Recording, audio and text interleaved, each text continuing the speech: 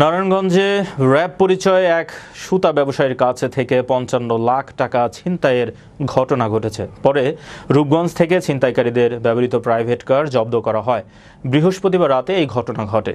ক্ষতিগ্রস্ত ব্যবসায়ীর বরাত দিয়ে পুলিশ জানান, রাতে ২৫০০-এর কালীবাড়ি বাজারের মির্জা সাকিব ট্রেডার্সের মালিক আব্দুল বাতেন ও তার মেয়ের জামাই রানা তাদের গাড়ি চালক সুমনকে নিয়ে ব্যবসা প্রতিষ্ঠান বন্ধ করে প্রাইভেট কার যোগে নিজ বাড়ি পাচুরিখির উদ্দেশ্যে রওনা হয়।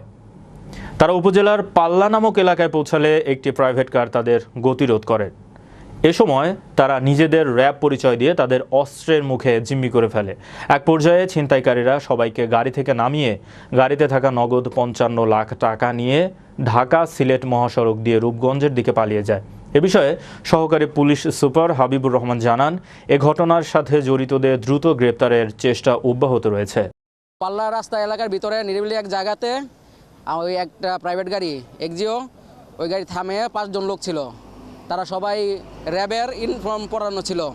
তো তাদের হাতে আপনার সিগন্যাল লাইট, তারপরে লাঠি, কোমরে পিস্তল, হ্যান্ডকাপ সব কিছু ছিল। তো আমার ড্রাইভারে থামায়া নামায়া আমাদের মোবাইল নিয়ে নামাই দিল। তারা গাড়িতে উঠলো, আমার শ্বশুরের গাড়িতে নিয়ে বললো যা থানায় আসেন। তো থানায় আসার কথা কইয়া তাদের গাড়ি একজনে নিয়ে আসলো তাদের, আর বাকি আরেকজন, আর বাকি 4 জন মিলা আমাদের গাড়িতে উঠে গাড়ি সহ নিয়ে আসলো। আমাদের আনুমানিক ৫৫ লাখ টাকা চেক আসছিল, আর চেক ছিল অনেক। ব্যবসা প্রতিষ্ঠান আমাদের সাকিব ট্রেডার্স, দুপতারা কালীবাড়ি আদর্শ মার্কেট। একটা ব্যবসায়ীর কাছ থেকে র্যাব পরিচয় দিয়ে টাকা ৫৫ লাখ টাকা নিয়েছে। আমিও সেটাই শুনলাম। এখন শুনে এখানে যেটা দেখলাম যে গাড়িটা এখানে পরিত্যক্ত অবস্থায় আছে। কারণ আমরা পিউতে যাব। পিউতে যাওয়ার পরে আমরা কাজ শুরু করতেছি। এর সাথে যারা জড়িত আমরা সর্বোচ্চ চেষ্টা করব যত কম সময়ের মধ্যে তাদেরকে আইনের আওতায় নিয়ে আসার জন্য।